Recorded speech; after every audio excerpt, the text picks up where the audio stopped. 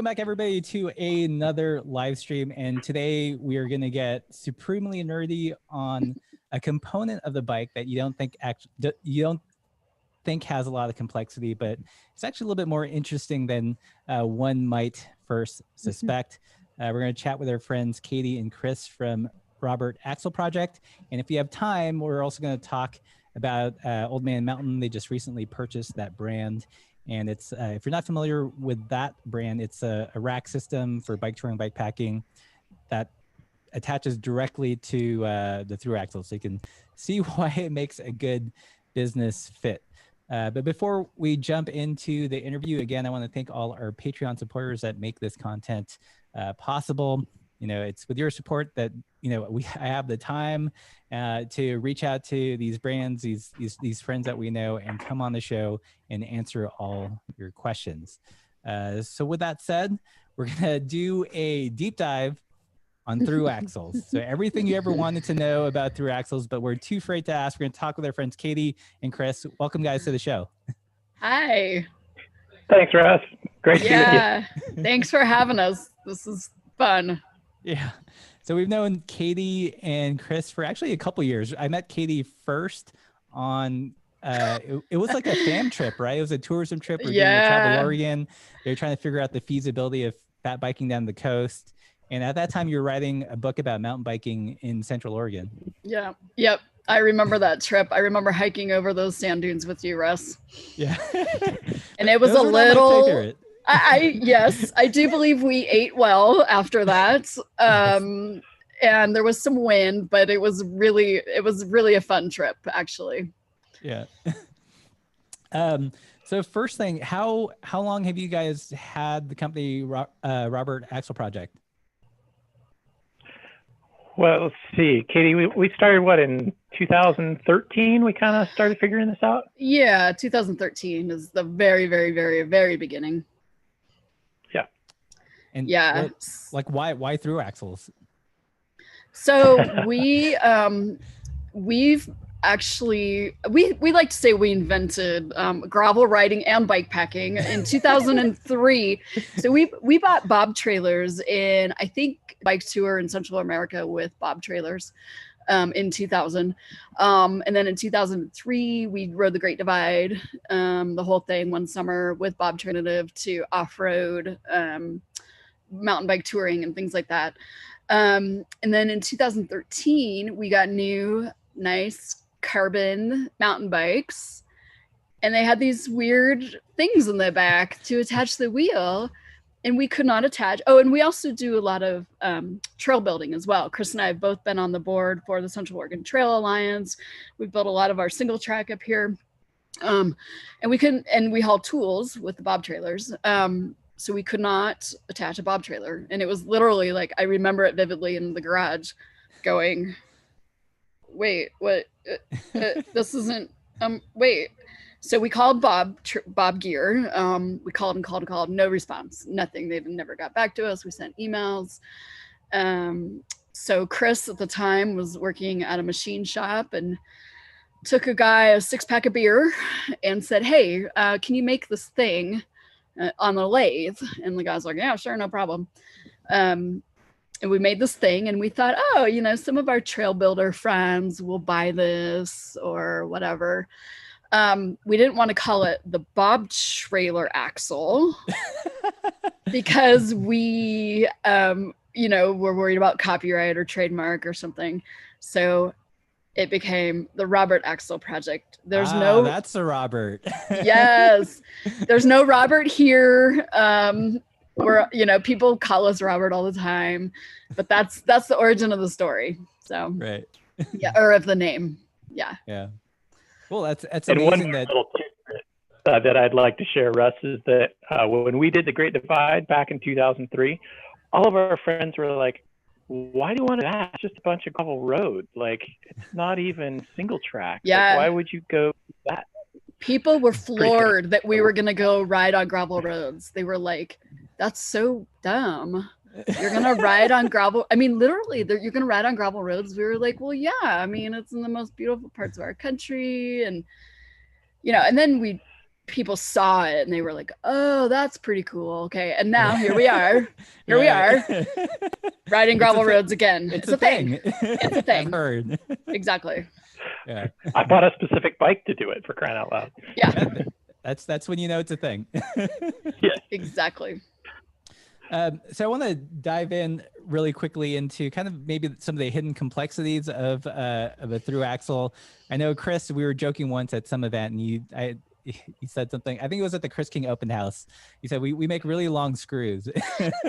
Yeah. Yep. Yeah. Yeah, who knew that thread pitch was going to be such an important vocabulary for Katy and I in our lives? I don't think that was part of like when we were 5 years old going like, one day I want to grow up and be really dialed in on what thread pitch is. Right. So I'm going to bring up your website really quickly, just so people can see what we're talking about here. So, what are kind of the components that make up through axle? I'll leave that to Chris. You can.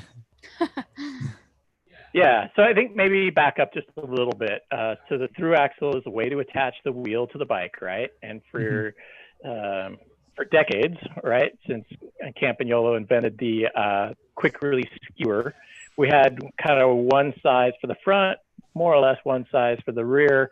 That was a quick release skewer, and it relied on the hub for the strength. And the skewer was just to put tension on the bike to hold the hub in place. The through axle came about with the advent of disc brakes, mostly in mountain biking at that time. And there was issues with the skewers being just not quite tight enough. And so the forces of the disc brake would cause the wheel to rip out of the open dropouts. Okay. And so for liability reasons, obviously, but also just performance improvements, they were looking for ways to stiffen up and improve that whole intersection. So what happened is they were able to lighten up the hub by oversizing the dimension through the hub to 12 millimeters and make all of that out of aluminum rather than steel like it was done before. So that lightened up the weight a little bit while improving the rigidity and stuff by having the through axle in there. So again, the through axle is the same basic thing. It's just providing the clamping force to hold the frame tight to the hub. And then, so the difference with through axles is that they're threading directly into the frame or the fork. A quick release has a separate nut on it, where the threads on bikes now are either molded into the frame, or they can be a separate nut, but they're always kind of attached to the frame or to the fork. Right. Most of the bikes I've ridden in my riding history have been quick release, and I was kind of a cautious adopter of through axle, mostly because it was strange and different. One of my big fears was that I would accidentally cross thread or somehow gunk up the threads in the frame, or some kind of interface I couldn't easily replace. How often does that happen? Hopefully never. Pretty Hopefully rare. never. Yeah. Yeah. Yeah. It is pretty rare when it actually does happen. And that's the theories that different manufacturers are using and why there's different pitches. Some of the manufacturers use very coarse thread pitches, which are more durable, and other frame manufacturers go with very fine thread pitches because they believe it has more security. It is less likely to come loose. Right. Right. So it's not often where we do see a problem with that. Many of the bikes and forks have replaceable female threads on there. And also those can be tapped out again. So since they're aluminum, even if they do get buggered up, a lot of times you can tap back through the female thread and clean it up again to make it functional. Yeah. So Chris, the technical thing, do you have earbuds that you can plug in? Yeah, I was just gonna say you need to plug in because you're real. There's a delay, and you sound drunk, kind of. I don't want to miss the good stuff. Yeah. It's only a PBR. I'm good. Right. Yeah, if you have plugins, I think you're going to be way better off. I know one of I was working with one of your employees, Tori. Yeah, I can fill in here while he tries to figure that out. And I was getting set up with some Thru Axles to test out for the trainer, and he had asked me, what's your Thru Axle? And my first thought was, I just look up the specs and go to the hub size, and I gave him that, and he's like, that's not the Thru Axle size. I'm like, what do you mean? Yeah.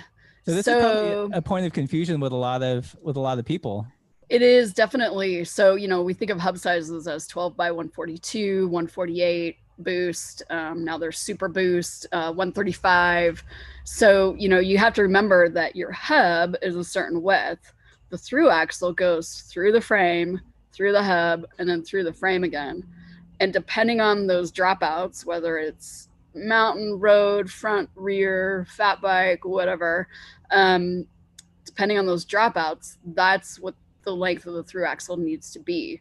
And guess what? There's no standard. I know you're surprised, right.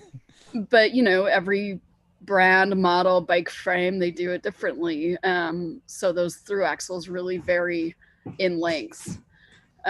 So we do get a lot of people that, they just don't know. They're like, oh, it's a 142. And it's like, no, that's your hub.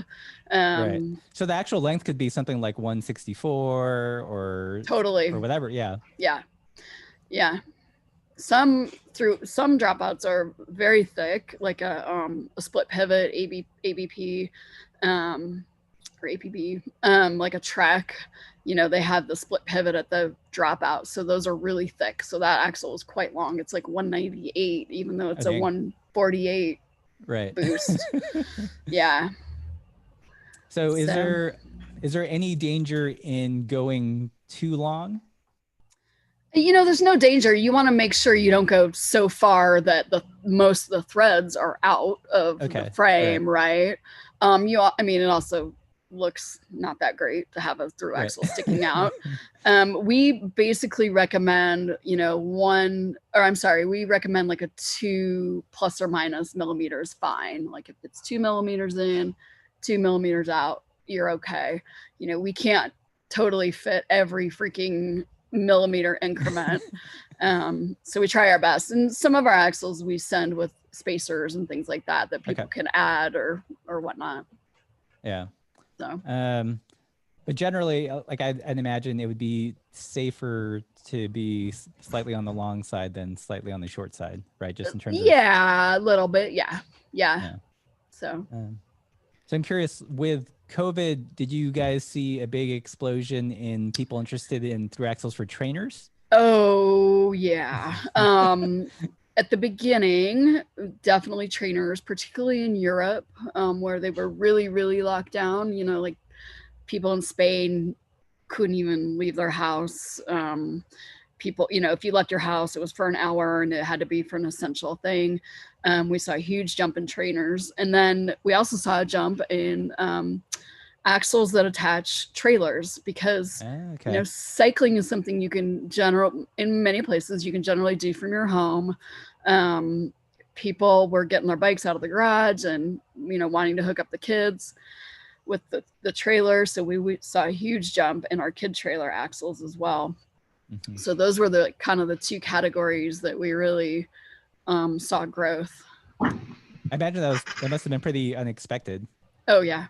I mean, yeah, we had a couple of interesting weeks. Well, and then, we had to send our employees home for a couple of weeks because fortunately, we have quite a bit of space in our shop and we can really keep everyone separate and it's very easy to manage.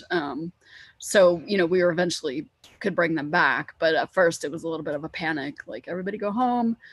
So, but we were still really busy. So, which is great. Yeah. Did you guys have any like supply chain issues with getting the raw material? Chris, you could talk to that a little more. Yeah.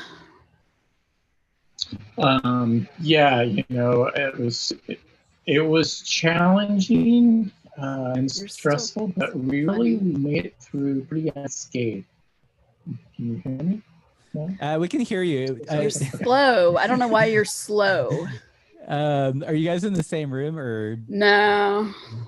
maybe We're- maybe we can have both of you on the same computer. That might be the quickest. Yeah. Yeah. Let's maybe do that. Maybe have Chris go down to Katie's since that seems to be the most solid connection. Yeah. Why don't you come out here?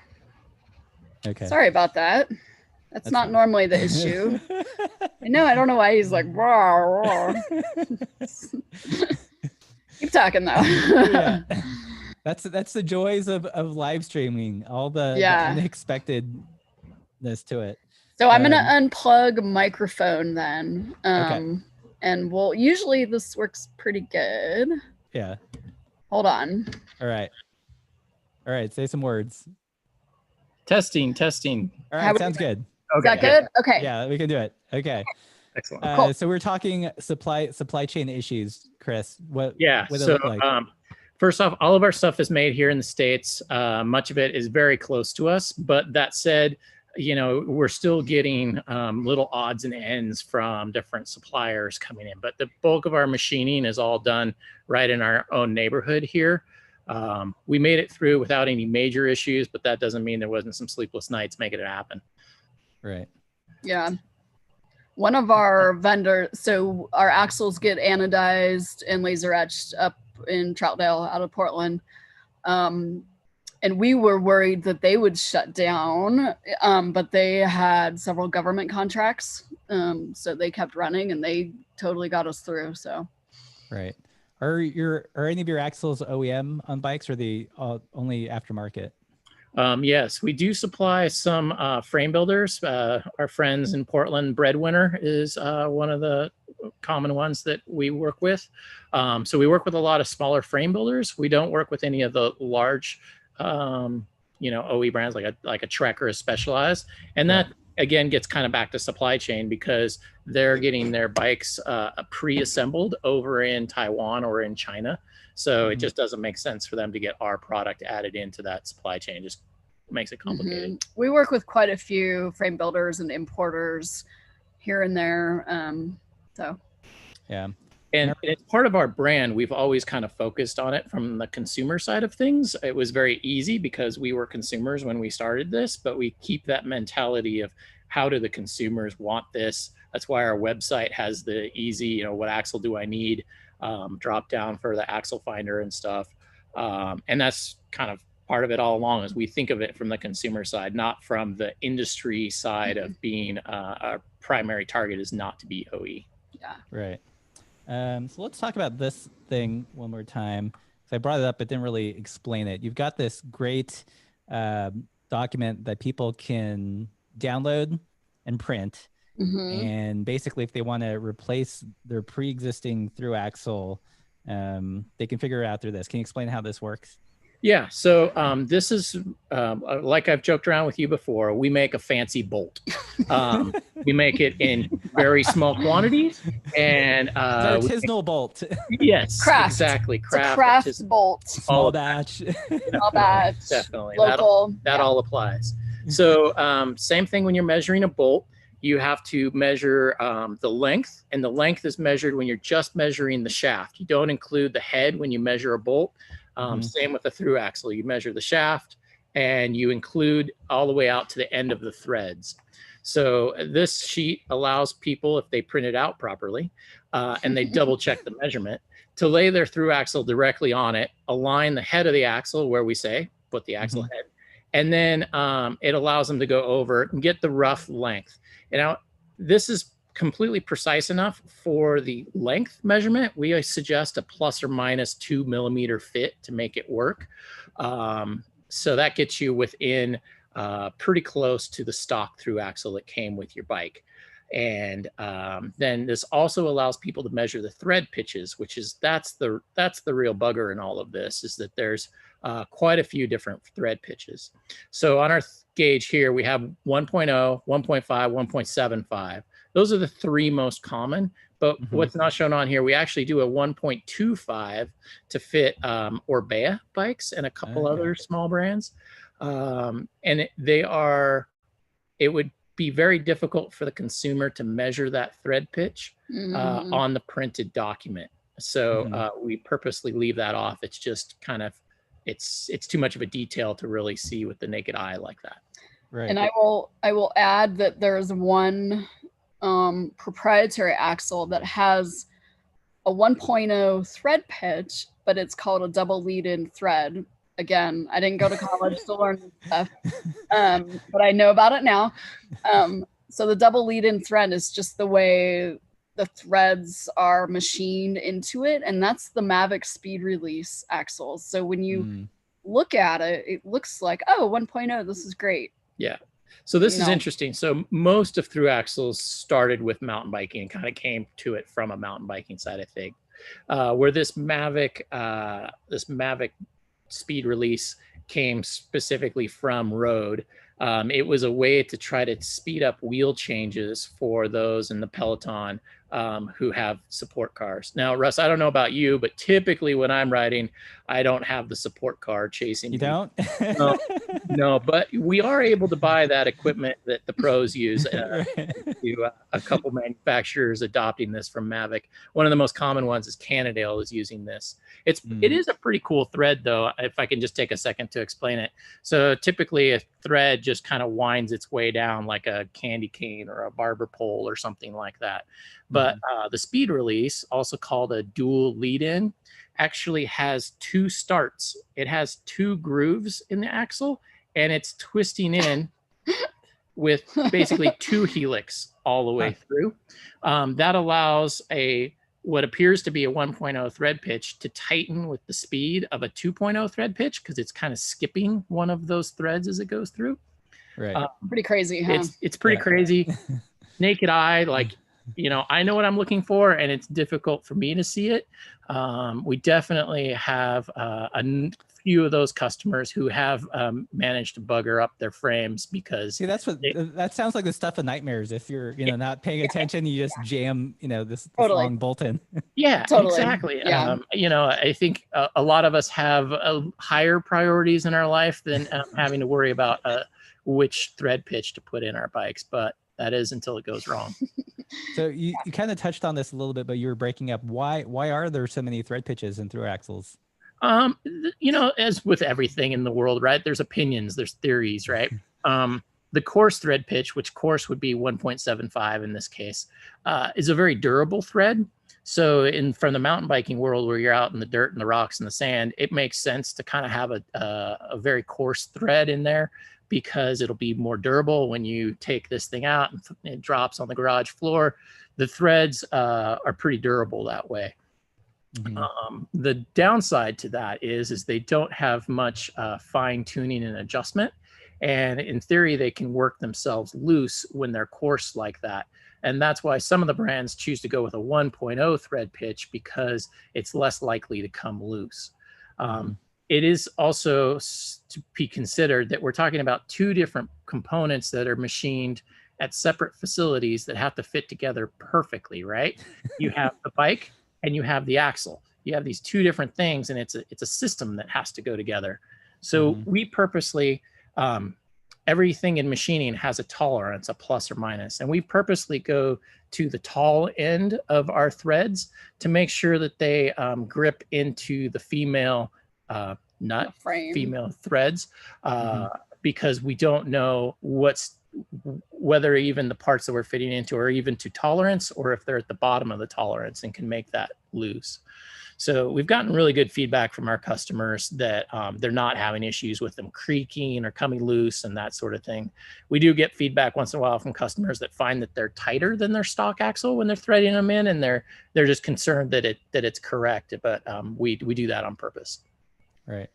So look back to this graph. This is for 12. Is there a separate sheet for 15, or is 15 standard? 15 also has multiple thread pitches.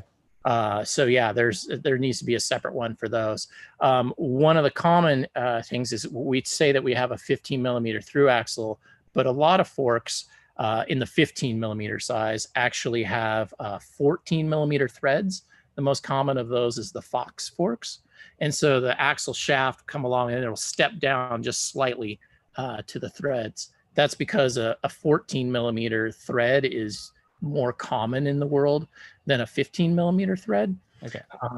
And so that's kind of how that got started, I believe. It's also confusing. Yeah, isn't it? And for no good, it's simply for no good reason. Like we really shouldn't exist, Russ. Like We're happy we do. Katie, Right. we're writing more guidebooks on Yeah. mountain biking trails, and I should be back at my comfortable day job, but no, sleepless nights. We're running and owning a business through COVID, but it's super fun, right? Like we enjoy Right. what we do, and we get a real thrill out of a lot of the products that we do allow their bikes to fit their lifestyle. We allow people to take a bob trailer on, a tour, or we allow people to take their families with a kid trailer, keeping fit through injuries with a indoor trainer axle. And getting those stories is obviously what turns the crank for us doing this, right? Is finding out those stories. I mean, of course, we like to be a part of those super high-end custom builds that people do. Mm-hmm. But honestly, I think it's really cool when we're part of some families' adventures and stuff like that. So, yeah. Right. Yeah. So what makes a good through axle? I mean, it seems like relatively simple components outside of all the different thread pitches, but like what's the difference between a good through axle and a bad or a mediocre through axle? Absolutely. So the most important thing is that we don't get any high-paid engineers involved in the process. We have seen countless companies come out with proprietary systems to try to come up with the classic answers and solutions to problems that didn't exist. The through axle seems to be a target for that. There seems to be so much concern about how much time it takes to remove or install a wheel. I think it takes more time to get the chain lined up on the cog set properly and getting the wheel aligned through the disc brake than it does to thread the through axle in and out. But nonetheless, several companies have taken it on as their mission to complicate the through axle. And I think that this is one area where absolutely the simplest solution is the best solution. So number one, through axle should have threads on them. That seems obvious. A bolt would have threads on it, but yeah, that's number one thing. Yeah. And then consistency and obviously in tolerances and practice and process so that you have a consistent product. It's tough when you're only making one side of the equation. But like I said, we're aiming at the top end of the thread tolerance. And so that means that we have to be extra consistent with that so that we do not bounce above or below that. And one thing, since the through axle has to go through the dropout, through the hub, and then through the dropout again, those dropouts, and these brands will remain nameless. They need to be very, very, very straight. Oh gosh. Because there are some that are not, and that's a problem when you're threading something in straight across. Yeah, for sure. And it's off. Our customer service guy, Tori, and he's great. And it's almost rarely a day goes by where we do not have a customer contacting us with some very reputable brand bike, and they're having all kinds of challenges because the axle will not engage with the threads, and that's because their dropouts are not in the same plane. So yeah, exactly. So what's a solution for a problem like that other than getting a new bike? Is there one? The The lucky customers have systems in their bikes which allow them to loosen up the threads. A lot of times there's like a separate insert, like an insert or a separate nut, and if they can loosen that up so that they can get it, so that they can realign it, and then they can put the axle in and then secure the nut, and so that they can make it in parallel. Otherwise, you're hoping that you have a metal bike so that you can realign your dropouts, or that you have sloppy enough tolerances in carbon that you can flex things to make them work. But it does happen. That's one that is shocking how common that is. Yeah. Right. And not just from first time home builders. Well, before we hop into questions, let's talk really quickly about Old Man Mountain. So that's a tell us about why that brand, and for those that aren't familiar with Old Man Mountain, what that is. So Old Man Mountain is a started in 1996 down in California in Santa Barbara. It was the first rack to attach to suspension fork. So at the time when mountain bikes were becoming front suspension, the owner, Channing, used to go out in the backcountry and go camp with his bike. Well, he didn't have a way to attach this rack to his bike. So he devised basically a design where the rack attaches at the center of the wheel, because every bike has a center of the wheel. And then from there, you use different parts to attach it either to the fork or to the rear, something like that. So Old Man Mountain racks can be used without eyelets. They can attach to any bike.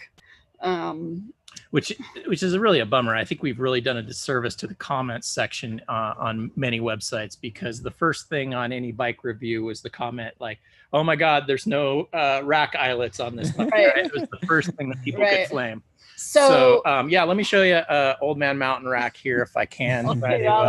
Try to give you that. So it's a rack for a bike. What makes it unique is it has some modular components that allow for adjustability to fit as many bikes as possible.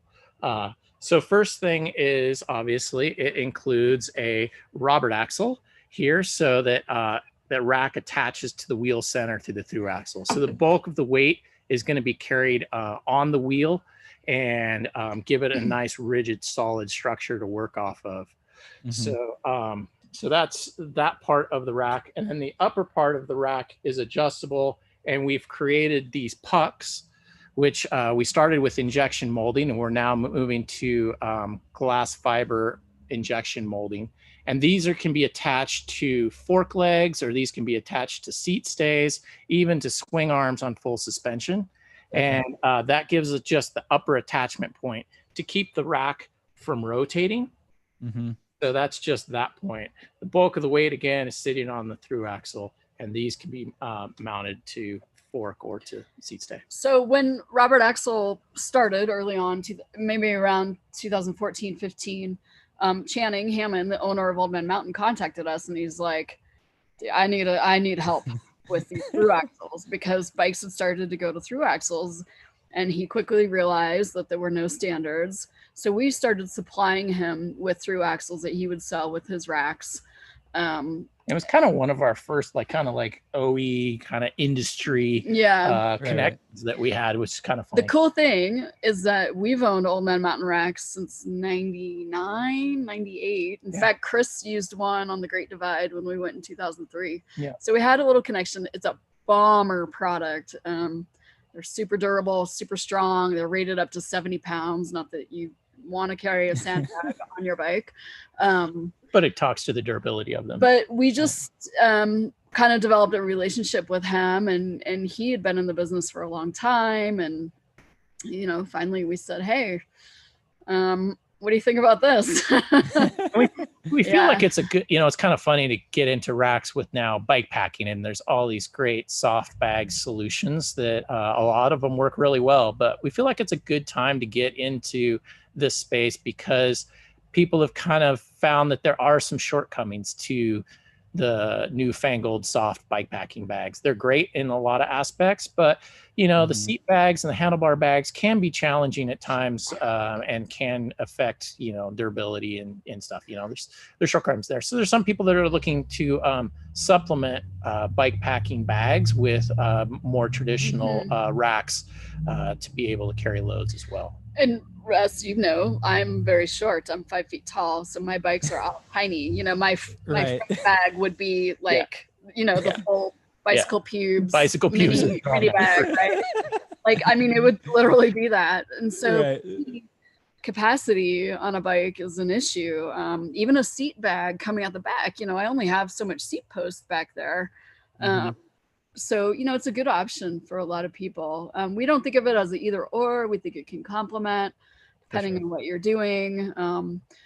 The way we sell these racks is we sell the frame and then the fit kit. And the fit kit includes the axle, the dropouts, all the parts.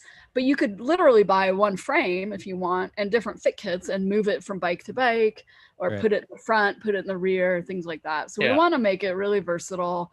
Yeah, that's what we really have learned to appreciate, the versatility of these. So as Katie said, I bought the first one back in the late 90s, and the other day I was counting off, I'd been over 5 different bikes that I've had. It's been on steel hardtails, it's been on aluminum full suspension, it's been with V brakes, it's been with mechanical disc brakes. Obviously now it's on my plastic bike with hydraulic dropper post and all that fancy whiz bang stuff, but it's the same rack. So I can't think of anything else. I mean, pedals, but they don't last quite that long, but just the versatility of it's pretty cool. Yeah. And it looks like in some ways that it might be maybe a more secure connection to the bike rather than an eyelet.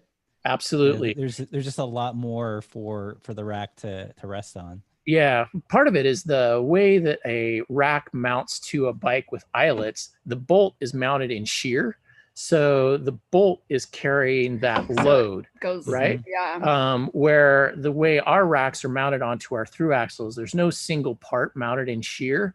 There's always a physical structure supporting that rack beyond just that little tiny 5mm bolt that goes into your eyelets. So it's a stronger system inherently. Yeah. Cool. Well, I think I'm going to open up questions to the folks in the Zoom room. If you guys have questions for Katy or Chris, just raise your little blue hand and I'll unmute you. And if there's no one there, you guys in YouTube that are in the chat, we've got 100 people here in the chat room. Yay. Hi, everyone. Yeah. Let us know where you're watching from. And if you have any questions for Chris and Katy, raise your hand. You can ask us anything. Preferably about Thru Axles. Preferably about everything about Thru Axles. You can ask us about tacos too. We'll talk about tacos. Yeah. Well, while we're waiting for questions, Chris, can you tell us the origins of the Feedbag? Oh yes. I was telling this story today. I was telling it to a friend. This is a funny story. My intersections with my intercrossings with like gravel and bike packing, it's so weird. So many of you will know the Revelate product, the Feedbag, right? The little handlebar stuff bag. And that was kind of the first introduction to bike packing bags for a lot of people, right? So my buddy Wade, Vulture Cycles. Vulture Cycles. He and I, back in the late 90s or early 2000s, maybe it was a while ago. We came up with this harebrained idea that we were going to ride all single track from Bend, Oregon to Oak Ridge. That was going to be, I don't know, it was like 120 miles or something like that. I don't even know how long it is now, but it's pretty rugged and remote single track, a lot of it. Bend is infamous for its pretty easy trails, but you get off of those pretty quickly on this route.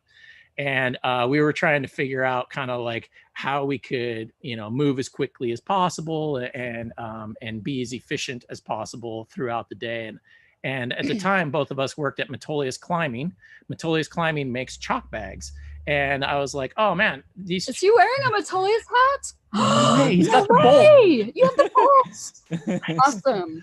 So we had all these chalk bags laying around that were cosmetic seconds, right? And they were just like, employees, we used them for like kind of accessory storage and stuff.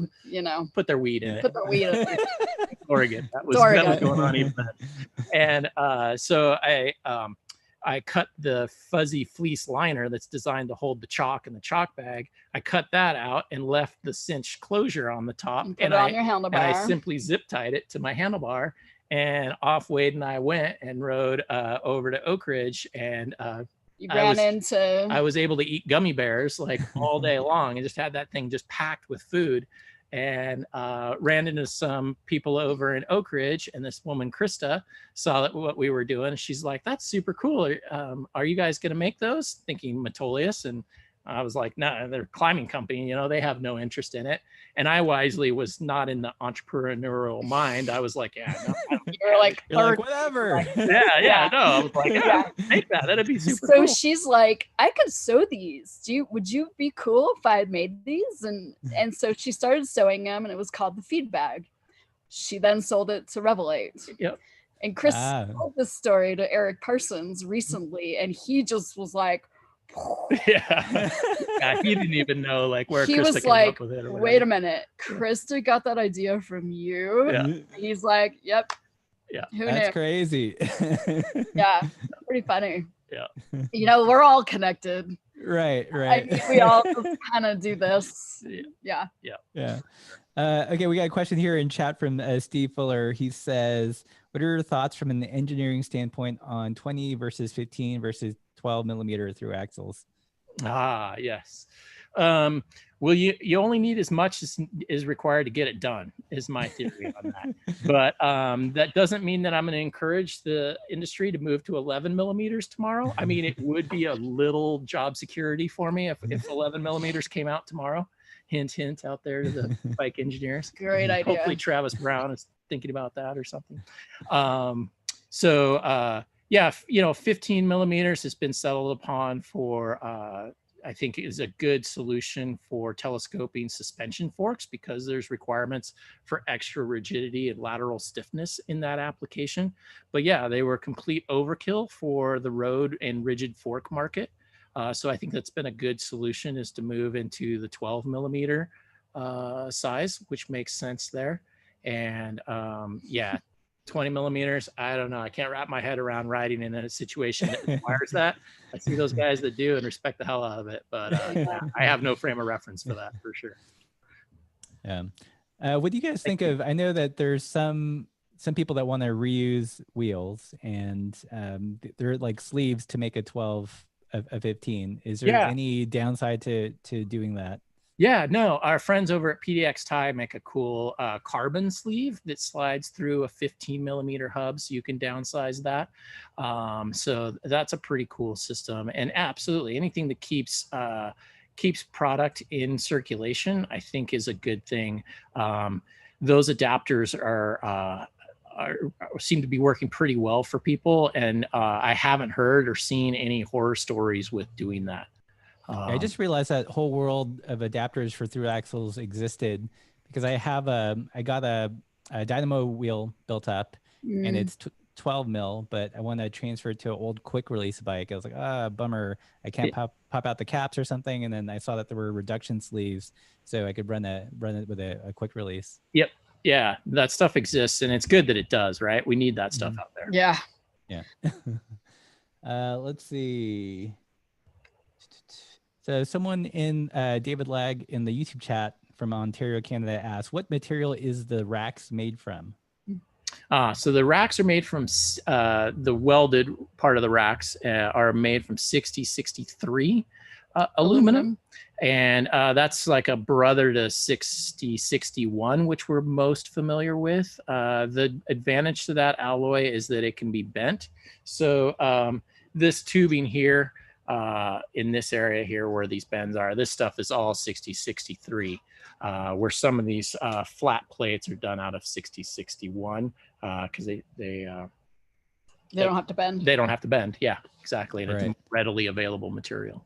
Do the racks come in a front and rear, or is it just one frame that can be adapted to both ends of the bike? Yeah, that's the beauty of it, is there's one frame, the classic Sherpa, that can be put on the front or rear, and it can fit on a road bike, a gravel bike, a mountain bike sort of thing. And then, so basically we have two rack frames, a classic and a fat, because, obviously the fat has to be the width. But the classic will fit on 3 inches or less. Is that right? Yeah, that's what we classify classified. Anything under 3-inch tire. But you can move it from front to back. You need a different fit kit. Yep. Yeah. Cool. So in the YouTube chat here, Stephen Phillips asks, how many days supplies can I load onto an old mountain rear rack. So you said the weight limit's 75. So that's pretty generous. Yeah. Wind mounted to our through axles. Yes. Not to eyelets, but not to eyelets. Yeah. And as much food as you can carry. Yeah. That's a lot of snacks. It's a lot, definitely. The other day we were doing some testing with the racks and loading them up with taking 5-gallon jugs that you get with the floor cleaner and stuff and filling up multiples of those and strapping them to the rack in order to get that weight well up and over it. We had 120 pounds or something, 125 pounds. And then we put it on Tori's e-bike and made him ride it on the parking lot. And he was like, oh, this is so... And I jumped on it and tried to ride it. It was so hard to ride. That's one of the things that I learned when I was prepping for the Great Divide is we are Bob Trailer fans, but we learned the advantage of having a rack on the front to balance the bike. Because I think you see people sometimes just put everything on the back, loading just one wheel, right? And that puts unnecessary stress on the wheel. It also makes unnecessary stress on you trying to handle the bike because it's fighting you. So I think that there's good ratios of putting the weight on the front and the rear of the bike to help with stability and just wear and tear and all that sort of stuff. Did I avoid the question on how many days for food? Depends on what you eat, I guess. Yeah. We could go into the like calorie per pound per square inch argument right now, and you know, which I have my own. I go straight to donut because they're light, they're high calorie, and they're cheap too. There you go. So we've got a question or a comment here. Albie1 in the YouTube chat. Got a pair of Roberto's through axles for my Black Mountain Cycles Monster Cross disc. Nice. And Albie also asks, do you think pure road bike frames, no load besides rider, would disc brakes need to have through axles? Yeah. Disc brakes. Yeah, exactly. I think anytime you're putting disc brakes on the bike, you're going to want to have quality through axles in there. And that's just because disc brakes run very tight tolerances for the rotor clearance and also the forces that they create. I spoke a little bit about how the quick release skewer, the forces could generate and push the wheel out of the tabs. And it's difficult to control your torque and getting proper clamping force with just a QR lever. And just a general alignment, right? Yes. Yeah. That through axle allows for way closer alignment. And that's one of the reasons that once road bikes went to disc, they kind of had to go to through axles at that point. And one of the things I'll say about with our lightning bolts that we run our through axles with a constant outside diameter. I think I might be backwards here, but So you'll see some companies producing through axles and they'll have step downs in them. And we try to reduce that as much as possible and keep a constant outside diameter. And that's because the physics of a circle, the larger the circle is, the stronger it is. This is why aluminum bikes back in the day, the down tubes were getting bigger and bigger and bigger because they could get more rigidity out of them, right? So if you're reducing that down, that can cause, that could enter flex into the situation. We have numerous reports from consumers who in real world settings are seeing that their disc brakes are rubbing the calipers until they put our through axles in, and our through axles have a somewhat higher torque spec to them at 12 Newton meters, which gives them greater clamping force as well as greater stiffness in our design. So that's eliminated brake rub for a number of people for their bikes. Right. We really can talk for hours. We can geek out on I know, yeah. Who knew? Right? Any questions in the Zoom? Any other questions in the YouTube chat? Let's see who else is in here. We've got William LeBron from Michigan. Let's see. All right. So how's the transition been in terms of, because you guys kind of acquired Old Man Mountain just recently, right? Yeah, that was, we officially signed papers, I think last August, and we kind of relaunched in December. It's been good. Honest, Russ, we haven't had much time to actually focus on it because Yeah. we've just been doing triage with COVID. the demand brought into Right. the bike boom that's happening Yeah, right now. I mean, the last 2 months. Which is awesome. Obviously, no complaints there. We're super fortunate to have that timing to do that. We're really looking forward to putting in some quality time into really like developing and getting the name out there for Old Man Mountain. Product. We have some new stuff in the works. Yeah, that we're working on some new designs about. we're excited about for sure. We just want to be a part of more people going out on really cool adventures because then they can tag us and show us these super cool adventures. Right. I mean, we honestly like that's what stokes us. Like every day I hear Tori in the office next to me, like, yeah, look at this guy. Look what this guy's doing. Yeah. And oh my gosh, this guy's trying to do this with that. Yeah. That's freaking awesome. Like, but we're geeks. We just get off on being a part of that. And so as we can grow Old Man Mountain and get out there to more people, we can kind of solve those challenges for those small riders looking to carry more stuff, those recent e-bike new customers that are looking to carry more on their bike because they're now capable to carry the groceries home and stuff like that on their e-bikes. So we're excited about all of that. Definitely. Cool. So we got a question here in YouTube chat from Al Harmon from Vancouver. He says, I think you might have answered this, but what Newton meters should I set your axles to? Should it be 12 or 11 or less, like 11? Yeah. We do 12 Newton meters on our Lightnings, and we do 10 on some of the others, but we put a 6 millimeter, it's called broach or hex in the end of our axle. That allows you to get enough purchase in these to be able to hold those tighter, higher tolerances or higher torque. Yeah. For what about the And then it's 10 on the kid trailer axle. It's made out of stainless, so it's a little softer. Yeah. Right. Okay, we got a question here from Caesar2164. Yes. Is there a way to make 12 by 100 front wheel to 15 by 100 fork? Small wheel to big fork. You'd have to have an insert. Actually, go to cyclingtips.com. They just had a cool posting of an Australian company doing inserts that fit in certain brands of forks. I thought that was pretty interesting and timely. So they make a really cool little product that fills the void in the 15 millimeter fork to step it down so that the hub fits. And then it takes a standard 12 millimeter through axle as well.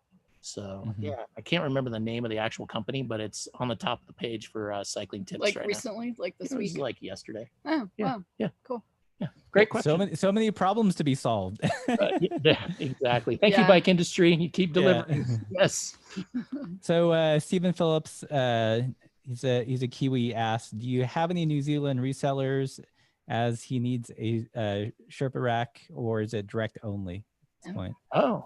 For Old Man Mountain at this point, it's direct only, but we are shipping and having very good delivery times. We're getting less than 2 weeks to New Zealand. We've actually sent probably a dozen racks already this year down there. It's been quite a few going to New Zealand. Yeah. Cool. Let's see. Any other questions? So speaking of trips, do you guys have any biking trips planned or surf trips, or is everything on hold? Yeah. Normally we go to Eurobike every year because we are, half of our sales are in Europe or close to that. Yeah. So we do go to Eurobike and meet with all of our distributors, and that's been postponed. Normally it's in September, and we always tag on some kind of fun trip. Last year we did go to Morocco and went surfing, but usually we're mountain biking. We've done some trips in Scotland, Switzerland, Italy. But this year is a little different. Right. So we really don't have much planned, but we've been enjoying our local stuff. Russ, I have to tell you, we did this awesome overnight tour from Shearers Falls up to Grass Valley. It's Dirty Free Hub has it on there. Okay, yeah.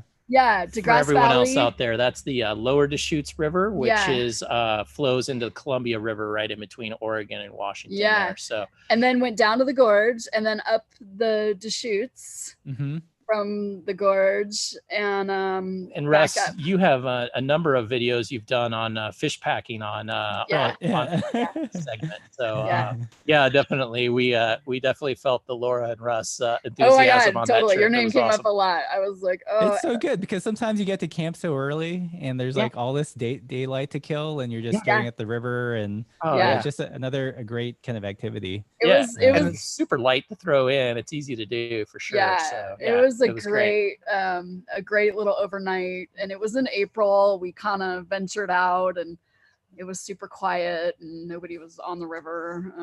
It was nice. So we've been doing some fun stuff around here. I mean, we live in Bend, Oregon, so there's a lot of fun stuff nearby. A lot. We're really fortunate we can jump out and be on single track or gravel roads or very quickly. So we've got a lot of cool little local stuff to explore. So nothing transcontinental planned right now. We got a business to run. Right. So what is so are your employees going back to work, or how are you guys managing that? Yeah, when this first went down and Oregon kind of shut down, I think it was March 20 something. We sent everyone home for at least 2 weeks, I think. Our sales guy, Fuzzy, who's kind of a bike industry guy, he could work from home. Tori could work from home. But our production team, we sent them home with some stuff to do, like packaging and we call it homework. We're like, we're sending them homework. We give them a sheet and like they would not what they did, and pay them, so we were able to continue to pay people through all of that. Paid everyone. Luckily, we were able to, our vendors were able to keep supplying us with materials, and we were able to keep our assembly process going here and our packaging and stuff. So, so, and we've hired on several. We've actually hired a couple people on. Oh, wow. Yeah, so we've got a nice little facility here that we're able to keep our distance and get stuff done. But it's been a real challenge and caused some long days and lots of them for the crew here for sure. So we appreciate it. Our team, we have an awesome team. I mean, these everyone's just great, and they've been stepping up. So it's great. Yep. Yeah. Cool. Well, I think we've got one last question, then we'll wrap it up. And this one is from Mark Reams in YouTube chat. And he asks, what material are your through axles made of? And do you recommend anti-seize compound on tie frames? Good question. Yeah.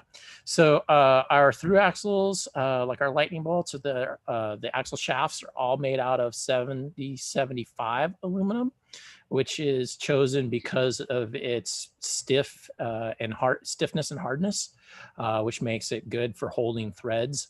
There are some out there that are made with softer 6000 series aluminum, and the hexes where you put your wrench in can strip out and stuff like that.